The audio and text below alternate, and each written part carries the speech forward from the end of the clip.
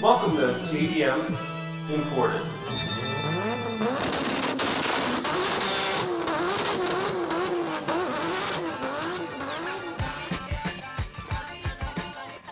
What's up? Episode 10. Alright, that was corny sitting here by myself, but I can't hide my enthusiasm. 10 episodes. It's a small milestone for most, but big for me. I got a lot going on. Sticking to this for 10 feels good. I'm going to keep it going. So welcome, JDM Imported Podcast. I'm Dante Prinzo, owner of Elusive Auto Co. And first off, thanks. Thanks for listening. You know, this podcast has been really enjoyable for me. As I've said in past episodes, this is my therapy. I love tracking my growth, the development of the business. I think this will be great to look back on as years start rolling by and the company starts going. And you know, I'm really impressed with the feedback I've received so far. I'm glad there's a lot of people communicating with me. That's what I'm looking for. That's what I was hoping for. Not just another platform to plug, but a platform to share and create a community. You know, I mean, I know I'm probably not going to get many customers out of this. I mean, hopefully, but that's not the main goal. The goal is to share what I know, to help others out. And like I said, I mean, the community, when you have any questions, you don't feel like looking for, you can't find a direct answer. I mean, it's nice to know there's someone out there that'll respond to your emails, your DMs, whatever it may be. That person is me. But anyways, thank you. And because of that, as I mentioned in episode 9, I'm going to do a little giveaway. So, okay, I'm a one-man band here, right? Like, I'm not oozing money, especially, you know, if you've been listening, I've just recently gone all in on this. So this is now my focus, complete focus. You know, I had the 9 to 5, and now this is my 9 to 9, 9 to 12, whatever it may be. So I'm not going to be giving away a car, you know, I'm not going to be giving away any work wheels or anything like that, but I just want to show some appreciation. So here's what we're going to do. The giveaway is going to be, a t-shirt or two of Elusive Auto. And I actually have some kind of cool designs so far. I've been getting decent feedback. There's a JDM yourself, a sedan life. But anyways, you know, I'll include some t-shirts, some stickers, and then also a coupon. So $100 off a set of rotiforms. You know, I'm a distributor for rotiforms. The cool thing, and I explained this before, but just to go over quickly, what they do with their distributors, everyone markets at the same price. So if you look on eBay for a wheel, you'll notice if it's $208 for a single wheel, it's $208 everywhere. That's just the price. So we can't really advertise discounts and things like that, but I can give you a coupon, get you a little money off, understanding that you might not actively be on the market. You can give it to a friend. It's transferable. It doesn't expire. As long as I'm alive, it's good. So I'm going to send that along. And just a little cherry on top, if you'd like to participate, I know some people would rather stay in the shadows. Some would like to talk about their story and how they got into cars. And the winner will also get some time on the podcast. You know, as long or as little as you want, or you can absolutely, I respect your privacy. If you don't want to be on it, cool. But I'm just throwing it out there. If that's your cup of tea, be glad to talk to you. We'll chat cars, what you're into, what you got, what do you want to get into, business, whatever. So that's it. So shirt, stickers, coupon for wheels, and some time on the podcast. I hope that's good. I mean, if it's not, whatever. I'm trying. I want to share something, right? So to enter, so today is the 23rd of August. This is ridiculous. Doorbell just went. I feel like every other time I record a podcast, I get a delivery. But hey, I make no bones about it. Total transparency. I'm at a desk in my house. But anyways, t-shirts just got delivered. So that's exciting. Getting some t-shirts ready for a car show. But so back to the giveaway. So today is the 23rd of August. I'm going to post up this podcast by this evening, and it will close on the 30th. So a week from today. So all you have to do, simply put, send me an email with the number 10 in the subject line, and that's it. You don't have to do anything else. I'm not asking you to follow me, to share, to subscribe. Just send me an email to Dante, Dante, at Elusive Auto Co. And you're going to be entered. So what I'll do, after a week's time, I'll kind of get all the names together, do a random selection. Maybe I'll do it on Instagram, but don't worry about following me. I will reach out to you directly, let you know if you won, and we'll go from there. So anyways, let's move on. I don't want to spend too much time on that. I'll kind of go over it again at the end of the podcast, just as a reminder. But again, appreciate your time listening to a guy talk about Japanese cars for an hour by himself. So, as always, I want to give you kind of a checklist of what I'm going to cover in this podcast as to use your time the most efficiently and to keep me on track, because I will get sidebarred and we'll be talking about nonsense for maybe hours. No one wants that. So, we're going to talk about a quick business update. As always, I want to keep you posted with what's going on with Elusive Auto, what my thoughts are, services, blah, blah, blah. And then I want to talk. So I let the listeners really kind of dictate where I'm going to take the content for this. So kind of based on emails, calls, DMs I've been getting, I want to talk about more about buying a JDM car. And I'm going to get into some specific details because that might sound fairly basic. It's like, whatever, you go online, you ask if it's free, you ask some questions, you pull the trigger. Well, the market's getting a little more interesting now because there is more of an influx. It's becoming more of a traditional car buying experience, which, and I'll talk about this, I think is good for everybody. So we'll talk about buying a JDM car, some things to look for, how to get the best deal, the right car, the right dealership, and have a good relationship. And then we're going to go into what's next for the purchase. So, just sold the FD, the Cedric's for sale, the FC, hopefully soon. My M5 is going to be getting posted up. So it's time to bring something else in. We're getting into the colder months. I have some ideas. I want to bounce them off you. And so we'll talk about some of the cars I'm looking at and why and when to expect them. So also I wanted to cover, is starting a JDM importing business sexy? Again, this is kind of to spin off to some feedback, some questions I've been getting. And I want to help people out by offering perspective and setting the correct expectations. Just so you're not getting into things thinking it might be easier or maybe it'd be harder than you think. So that's what we're going to cover this episode. Let's get into it. So, quick business update. Since recent changes in my life, done with my 9-to-5, I am now focused solely on Elusive Auto. You can only bring in so many cars and sell so many cars as a one-stop shop, right? One guy. And again, past episodes I talked about the restrictions. I'm applying for dealer license, blah, blah, blah. You can only bring in so many cars in the state without that. So I'm going to be capped pretty soon on what I can do as far as bringing in cars. So I'm starting to think some other avenues, because obviously a dealership consists of more than selling cars. If that's all it consists of, you're really at the helm of a market, of a season. And to combat that, you need to diversify. You need to offer some different services. I'd consider myself a good detailer. I care a lot, which I think is paramount. I mean, a lot of people, you can watch some videos, you can learn how to buff a car, you can learn how to clean a car, but it's caring, it's keeping, the towels separate, having separate buckets and things for wheels, separate for clay, separate for, taking wax off, all that stuff. So I care maybe too much, I think, especially for the general public. I might overdo things. But anyways, I have the equipment and I'm going to start offering my services for mobile detailing. So, I hooked up with a company that just sends me jobs just to gain some more experience, based out of Atlanta. And essentially they send you a customer, you do detail for them. And it's a good way for me to hone my craft, and hone my skills.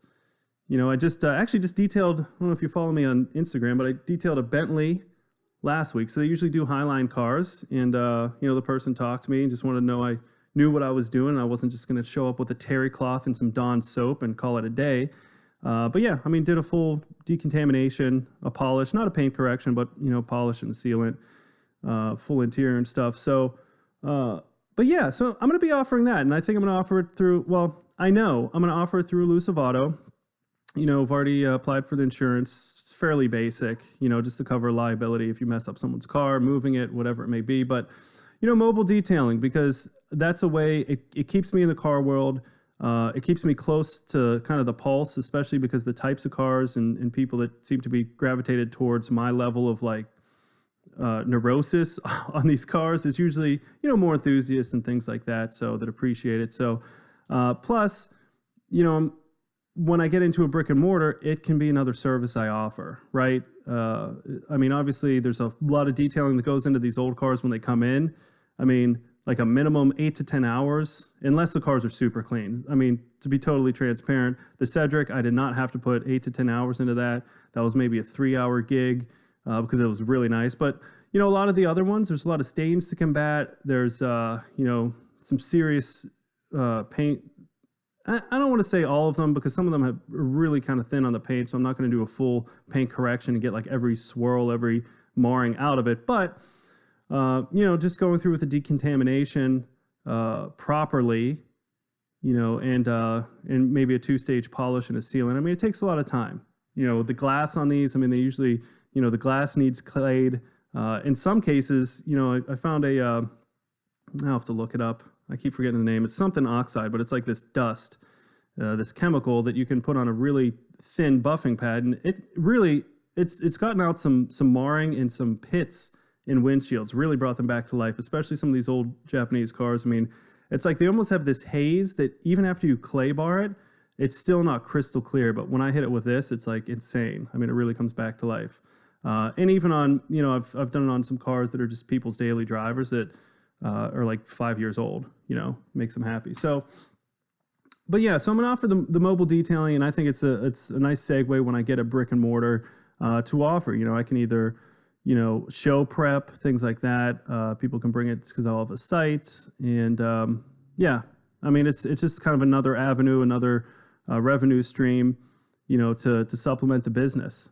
So you got to hustle with that. So, and that leads into, well, you know what? We'll start off with, is starting a JDM car business sexy?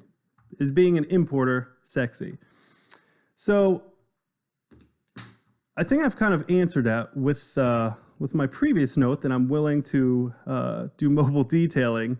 It's not sexy, it's not glamorous, and again, this, I don't want to discourage anyone from anything. I've said it before, I will always say it again. The more people that are doing this, the better it is for all of us. Growing the market share, growing the customer base, it is good for everyone. There is a lot of car dealerships in the world. People think that there's a saturation with JDM cars. It is just getting started. It really is. Because if you look at the economy and the market for cars in Japan, this was amazing for them, this boom in the States, because they just want this stuff off. Like, they want this shit out of there, because that's what they look at it. 5 years old, anything more than that, and they want nothing to do with these cars. They're wildly expensive to own as they get older, to keep on the road, because they just want new cars there. So the fact that there's a market and people can actually get more than, cents, like a cent on the dollar for their cars is amazing. And it's really, it's good for both sides. It's giving us, it's feeding a demand that we have and a demand that they have to get rid of this stuff, because they don't want any of it. They're old Glorias and Cedrics and even Skylines and Silvias. And then all the K cars, like there's this K car boom here. Like, they want nothing to do with K cars. Those things are, without the US market, they would be utterly worthless. We're talking like people selling them for equivalent of hundreds of dollars, as opposed to, now after you get one imported, you're getting a AutoZam AZ for, in the mid-teens. It's amazing for them. And again, I think it's fine for us, even though we're paying more than the value over there. It's all relative, right? You buy it here, it's going to increase in value because there's a huge market, and there's and there's never going to be enough supply to quench it, or at least not for a long time. But even then, there's going to be something new that's going to kind of replenish the market, right? And everyone's going to shift their focus. So You know, when you look into it, if you have I think this is general for any business, right? If the first thing that comes to mind is something cool and will I make money? Probably a bad idea, like straight up. Because let's talk the money part first. Unless you luck out, and you might, and there's always going to be somebody out there, hey, I brought in one car and it was a slam dunk. There's always an exception, but I like to live my life by the rule. You know, if you live your life by the exceptions, you're going to be left out in the cold many, many times. So the rule is typically it's going to be really expensive to bring in your first car because you're not going to have value. It's not going to make sense for you to get your continuous bond. It's not going to make sense for you to do all the importing yourself. You're probably going to hire somebody to do that, to broker it, export and import, and file all this stuff with Border Patrol. You're probably going to hire someone to pick it up. Or if you go yourself, you're still going to have to, truck, trailer. You're going to have to pay an escort to get in because you're not going to have credentials. You're not going to have your TWIC card. All that stuff that takes time and a lot of money that, dealers do, you're not going to have. And you shouldn't, because if you're just like, hey, let me get one in and see how it is. So your first car, your profit margin is going to be super slim. And if anything's wrong with it, you might lose money on it. But you need to be cool with that, right? Like you need to be okay with, when your mom or dad or your family or your friends are like, yeah, how'd you do on that? And be like, yeah, I lost $500, or I made 500, or I lost 1,000, or I made for the amount of work and time, it's not going to seem worth it. And it probably won't for maybe the first 3 cars. And then when we're talking, it takes, a week, a month maybe to find the car, another month to get it here, another month to wait for the state title. I mean, it's a 3 to 4 month process per car. So patience. Need to exercise that patience. So going into it, just know that. Just know that you're not going to replace your 9 to 5, the first car. You're not going to crack someone over the head. More than likely you're not. And really, if you want to do things the right way, you'd be better not to. Kind of like my focus here is building relationships, not just quenching a couple customers here and there. Because I want fans, not customers, and I think any small business, you should be focused on the long term. The short term is, hey, let me make as much as I can off this one car. The long term is, let me have this experience awesome for this person so they can tell your friends and I can start building something here. So know that going in. So that part's you're not going to have sexy money, okay? You're going to tie up a lot. You're not going to yield a lot, at least for a little while. You're going to have to deal with a lot of frustrations because, and I've mentioned this before, I don't want to spend too much time on it, but Border Patrol and ports do not like dealing with people that are just bringing in a car. They're dealing with people that are bringing in loads, hundreds of thousands, if not millions of dollars worth of product, that have done it a million times and aren't asking, hey, where should I go? What do I need? Who do I like? I mean, I've been hung up. Like when I started, they hung up on me. I was like, yes, I'm bringing in a Toyota Soar and I want click. And then I call back with more confidence. Yeah, so I have a bill of landing number for you. This is the wrong place. Call back, blah, blah, blah, blah, and hang up. And I call back. I was like, oh, hey, we must have got disconnected. I never got the number. It's on the website. Click. Go on the website. You can't find. I mean, this is the stuff I dealt with. And I feel like most ports are like that. I dealt with Baltimore. I dealt with Savannah. Again, it's like going to the DMV ill-prepared. Right? It annoys them because they have a line of people and you come there for your registration and renew it and it's like you don't have your license or you don't have your insurance card. You know what I mean? It's like it irritates them. It's because it's basic to them, but it's something we might do once a year. Or is this like the first time ever in a life?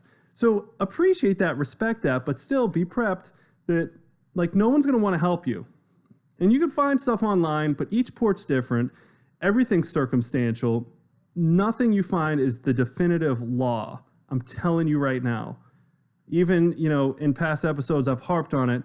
Some people enforce a rule, some people don't. You might not even know it's a rule until all of a sudden someone enforces it, and there is nowhere to be found on any website, on any blog.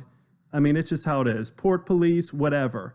The port, the dock master, some have, some don't. The ocean terminal. Border Patrol, everyone's got their own thing. They all implement what they implement depending on who's working that day. So you need to know what's going on, and you're not for the first 2 or 3 cars. And honestly, I'm still surprised sometimes with things, and I'm over prepared, like straight up over prepared. So that part's not sexy. You know, and if you're thinking about parts and stuff like this, so I've had some people that you know, ask me about that. It's something I haven't gotten into. Maybe when I have a lot of space and I just need to fill it up, or if I ever do a container with a car and I need to fill it up, absolutely, I'd do some parts. But to do parts by themselves, again, you're kind of on the same timeline. It's going to take a while for them to get here. If you get them in a container, you're still at that kind of month for shipping. Now, you can get them here quicker if you're doing one-offs, but it is just not cost effective because you're going to need to, you know, if somebody wants a set of wheels and you're buying them in Japan and then you're spending $500 shipping and then maybe even more depending on where they are in the country, in the States, the amount you have to charge to make money on it, it's like, if I'm a customer, I'm like, yeah, this is totally not worth it, unless it's some crazy rare wheel and you got it for a steal. But, and that's the same with like body kits and stuff. I mean, wildly expensive to ship. I mean, unless you're doing like shift knobs and steering wheels, and at that, I think there's so many options and choices out there for people that bring them in as bulk. You'll never really be able to compete price-wise because it all comes down to the shipping and logistics to make, and again, shipping and logistics is not sexy. I mean, we're talking, you know, negotiating with different shipping companies, packers, making sure the packers and, or stuffers, they call them like stuffers, in the port in Japan are stuffing the way they should. You know, the things aren't missing, accounted for, invoices. Like it's a lot of accounting, it's a lot of paperwork. So for that, the time and the return yielded doesn't make sense for me because it is a huge time suck. So unless you're going to do it big, my thoughts are you might be able to make 20, 50 bucks here and there. It's really not worth the effort for the most part. Again, I'm probably going to get someone's, well, I got these wheels and I made like 500 bucks on them. There's always that exception. But for the most part, especially if you want to offer more than just one thing, it's tough. I think you need to have some other avenues and you kind of offer it as a service. And that's kind of my goal. Like it'll be like a convenience and a service thing, but it's nothing that it's not going to be the meat and potatoes of how I pay the bills. You know what I mean? So, yeah. And I mean, as far as, you know, having, you know, it seems cool to have cars around and things like this, but when it's a business, it's just inventory. Like, yeah, I get excited, but it's not mine. So I feel differently about it. Like, yeah, I love FDs, but the one I had in, it's like, it's not mine. I look at it as like inventory.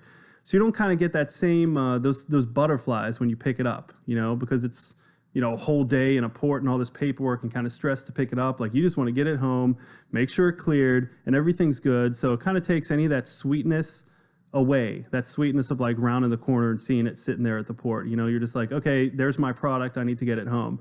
So again, I don't want to discourage anyone, but I also want to help all of you that might be interested in just setting expectations. You know what I mean? Because again, if this deters you, then you probably shouldn't have done it. If you look at this and you're like, yeah, I can do that. It's a challenge. I'm totally cool with being like absolutely humble, doing whatever I need to do to make this happen, even if it's taking a step back at my job or taking a job that's like, you know, a labor job or, you know, something that's maybe not something you would choose to do, but it will help fund this.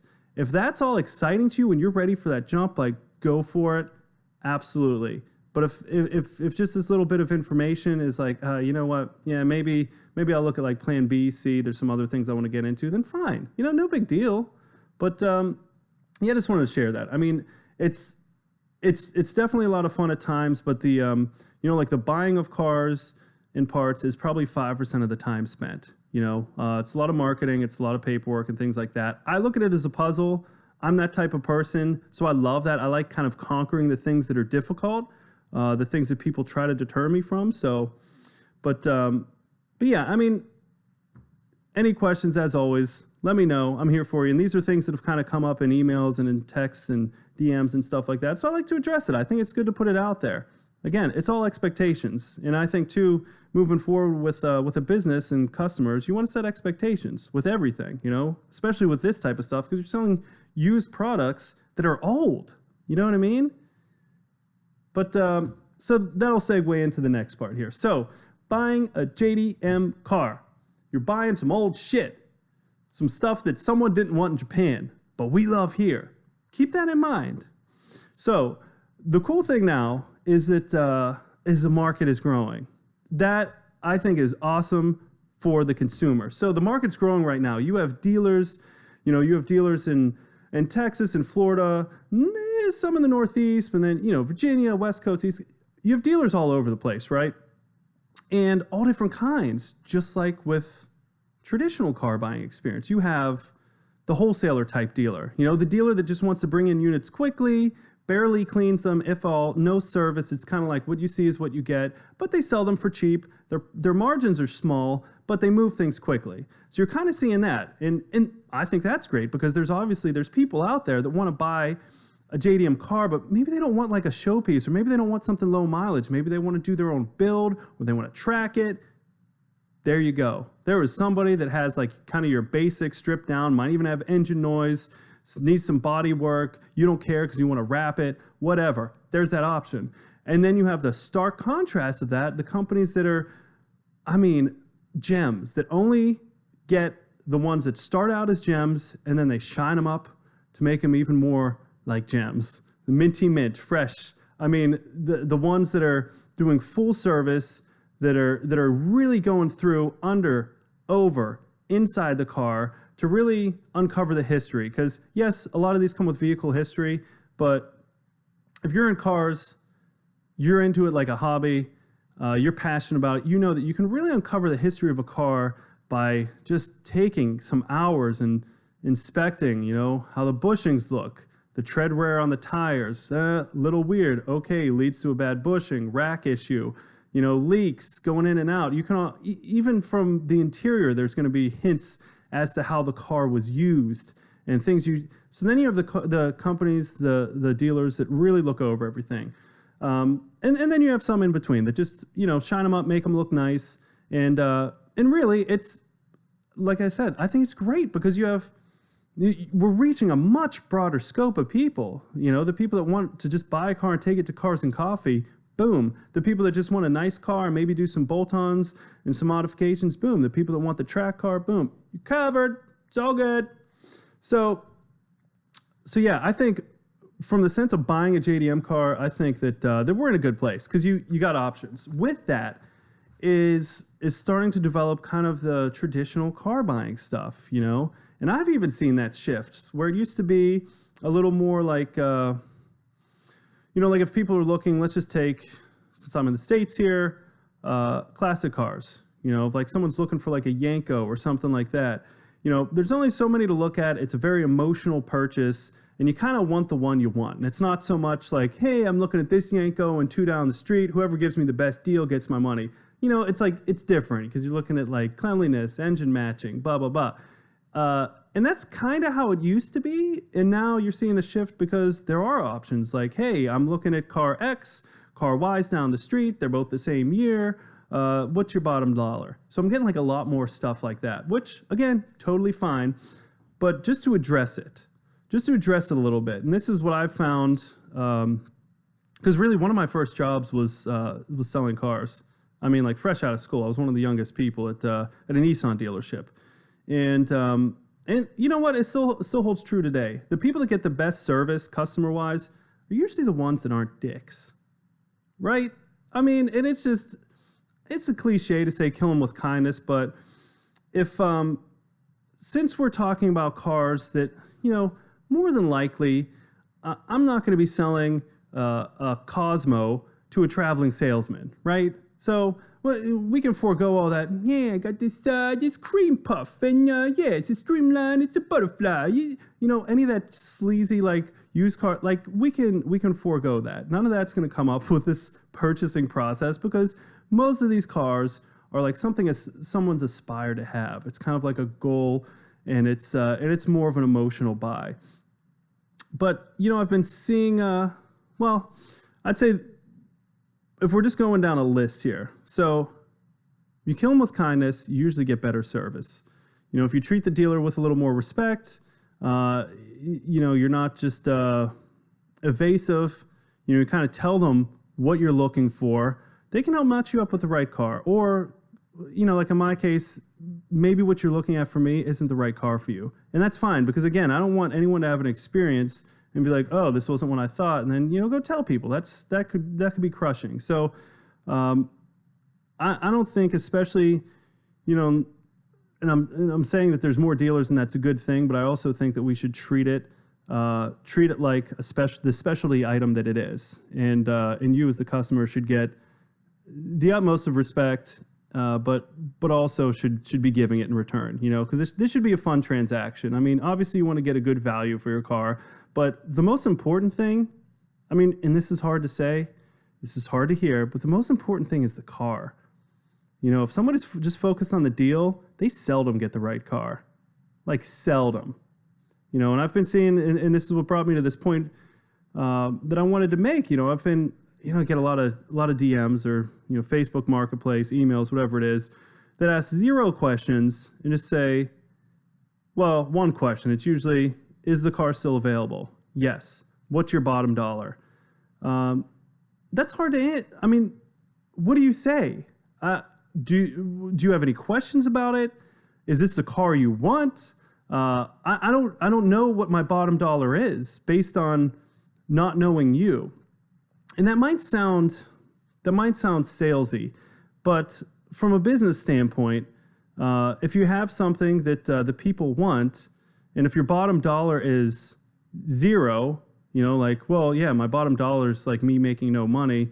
You can't just give that out all the time, right? And the other thing about that, and this, you're like, Dante, you kind of sound like a salesy dick. No, because the other side of that, in my experience, and I have yet to be proven wrong, is anyone that starts with that, whatever you give them, they want more.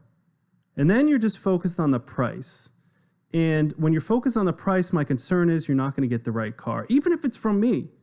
Mine might not be the right car for you. You might have different expectations. You might want something that's a little more beat up, or versus that, you might want something that's a little nicer. I try to be as transparent as I can, but if someone's just focused on price, none of that matters, right? We're not even talking about that. We're not even talking about the bubbles in the dash, or we're not talking about, the 10 out of 10 paint on it. And you really can't compare. So you need to find,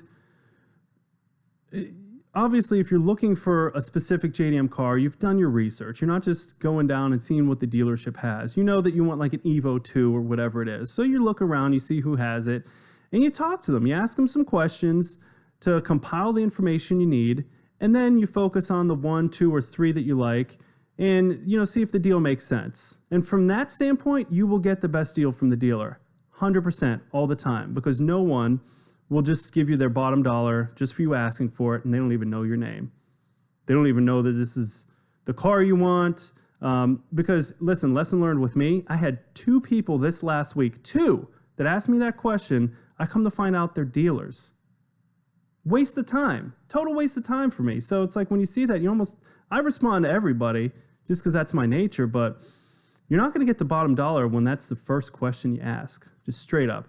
I had a guy from Virginia and a guy from Ohio, not importers. I looked up their number online and then kind of traced it back. They're just used car dealers that maybe wanted to try something different. And I just called them out. I was like, listen, I'm not a wholesaler. Like, get your own car. I did all the work and you want me to give it to you for free, do your own thing. If you want to try out this import thing, hey, I'll even show you how. I'll even help you out, bud.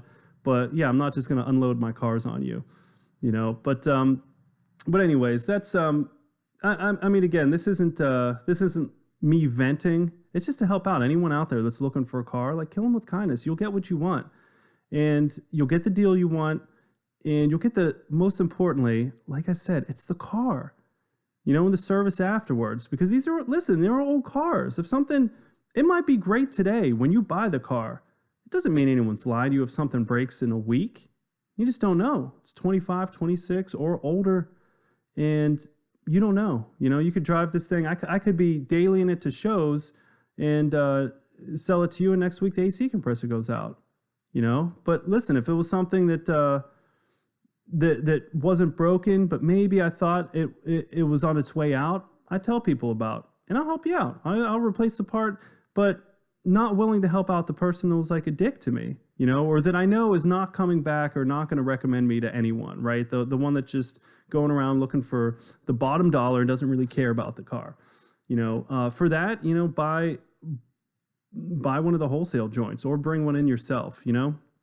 So yeah, hopefully that resonates.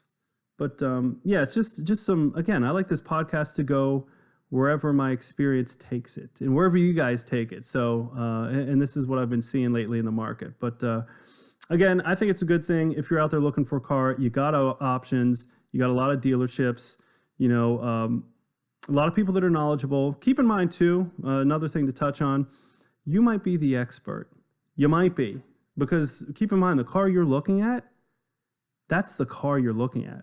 Some dealers might have, you know, I mean, some dealers now, I mean, they have like 20 plus cars in inventory, you know, so they might not, maybe if they were just selling Skylines, they'd know like, oh, this year, like RB26 has a little oil starvation on the back cylinders, you know, and this is typically a nice baffle mod that you should do to the crankcase. Like, yeah, you might know those things, but if you're a dealer that's selling a little bit of everything, you can't expect them to know that.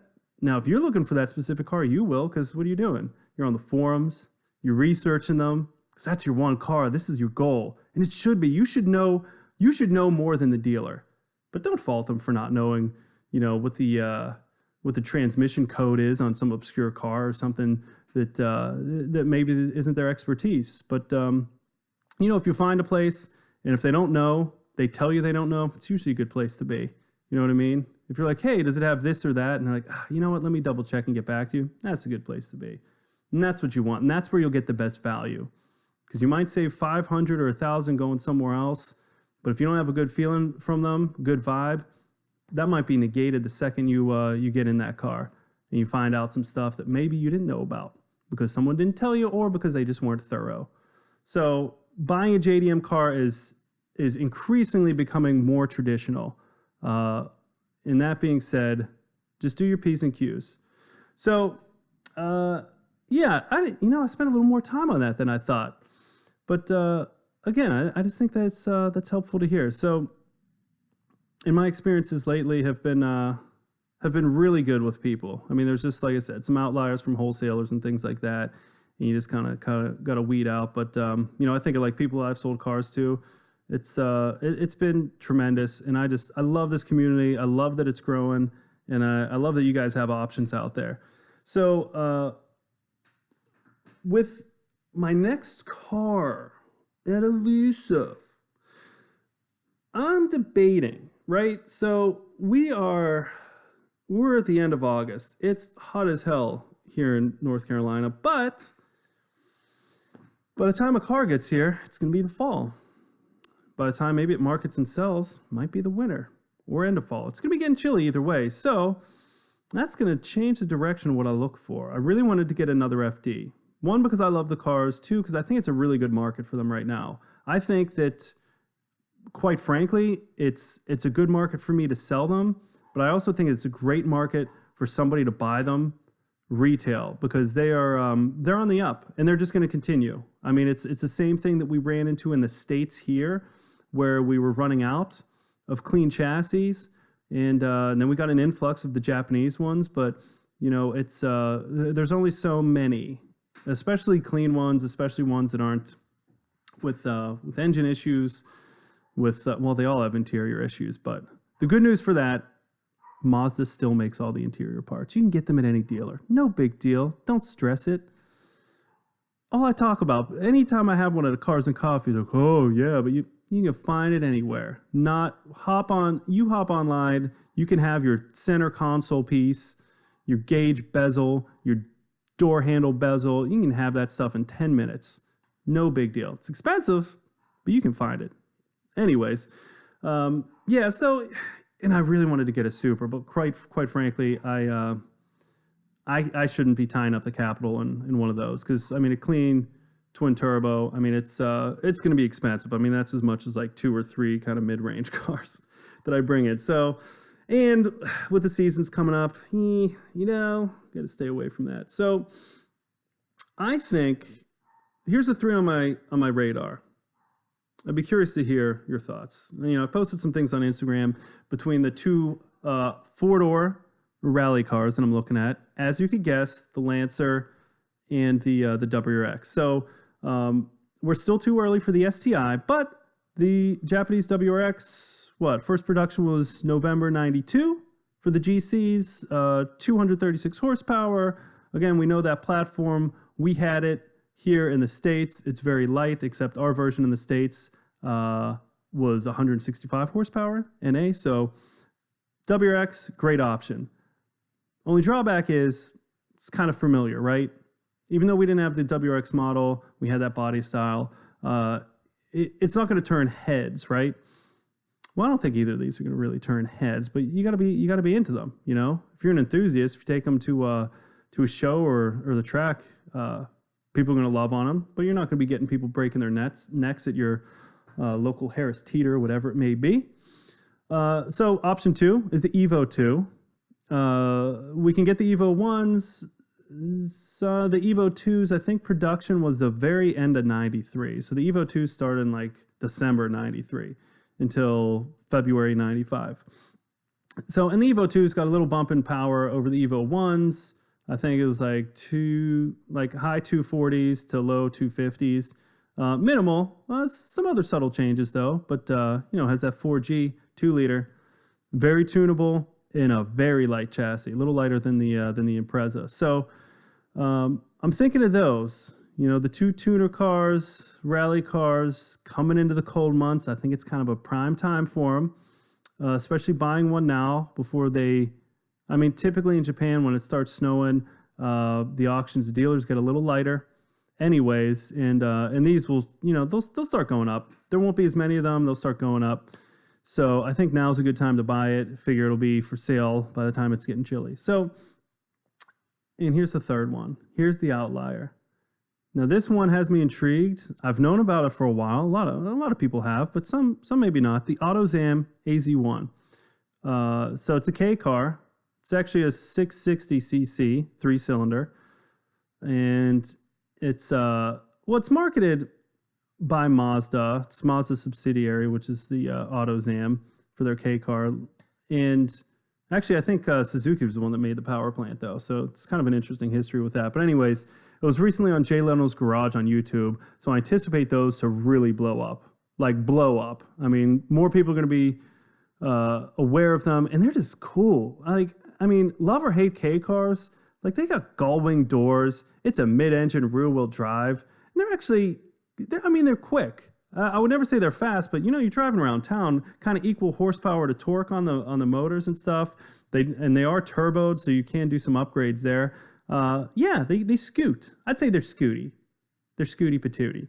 So, but they're just really cool. And those, if you're looking for like a really visceral experience, something unique that's really going to get some attention, like hell yeah. It's like the size of a 91 Miata, but gull-wing doors and just cool. They actually might be a little narrower. I don't know. But so those are the three. So I don't know. Evo 2, WRX, or AutoZam AZ1. One of those three.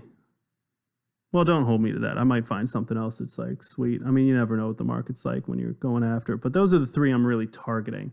So I'm going to really start researching on trends, where we're at, see if it's a good time to buy, and I think those will be some good ones to bring in. So yeah, so that should be interesting. But listen, man, episode 10 feels good. I hope you got something out of this. I didn't mean to rant too much on the JDM car buying section, on the is starting a importing business sexy. But listen, I don't know. I think it's helpful just to share, just to help people out.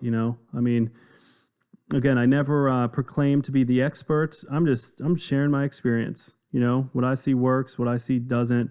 Might be different for you, but at least it'll help maybe lay some groundwork and kind of help set you straight. Whether you're looking to get into business, whether you're just an enthusiast and you're just curious about what goes on. That's how it started with me. I wasn't looking to get into business. I just thought, I was just intrigued by the whole industry. And or if you're out there and you're thinking, yeah, like I want to buy a car pretty soon. I don't know. I think it's some good things to know. It's some basic things, but sometimes we need reminded of how to block, right?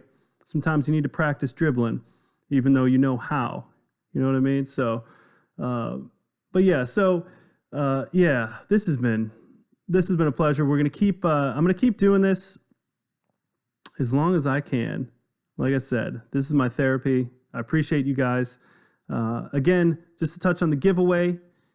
To enter, email me, Dante, Dante, at elusiveautoco.com. Put the number 10 in the subject line. You don't have to write any kind of message. You can if you want. If you want a little love mail, a little hate mail, whatever. That's fine if you want to, but you don't have to enter. That's all you need to do. You'll be entered. If you win, it's going to be running from today, the 23rd, to the 30th. We'll say midnight on the 30th will be the cutoff. And yeah, if you win, and sorry, but it is continental U.S. It's just going to cost me way too much to ship anything elsewhere.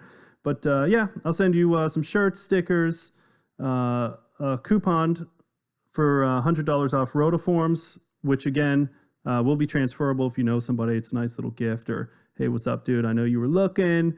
Here's $100. So if they order from me, you can transfer the coupon. Everyone's happy. And if you want to, if you're bashful, don't worry. If you want to be on, I'm going to have you on the next episode. Well, either the next 1 or 2 episodes of the podcast, depending on how timing works, my schedule, yours. But if you want to be on, you can be on. I'm totally game for it. We'll talk cars, talk whatever you want to talk, answer questions, you can call me out, whatever. All good. So, yeah, hope you guys enjoy that. I think it'll be fun. It's my little way of giving back. Hopefully I can give back more as time progresses and as things grow. We can get into like some actually cool shit. You know what I mean? Like some stuff you'd be excited about, like some parts or whatever. But it's a good way to kick it off. But anyways, I'm gonna get back to my day. I got to prep for Clean Culture Show here in North Carolina. I got a vendor booth out there, so I got to put together. Got to put together a brochure for the mobile detailing service I'm going to be offering, the cars, purchasing service, all that stuff. So, and I got a 10x10 tent that I need to decorate. Need to put some vinyl on it. I just got a box of t-shirts that showed up, so got to figure out a way to display. I'm excited. I'm really pumped. This is this has been an exciting month here with all these changes, and I'm looking forward to the future. Thanks for being there for the ride. As always, enjoy the drive. We'll see you out there. Peace.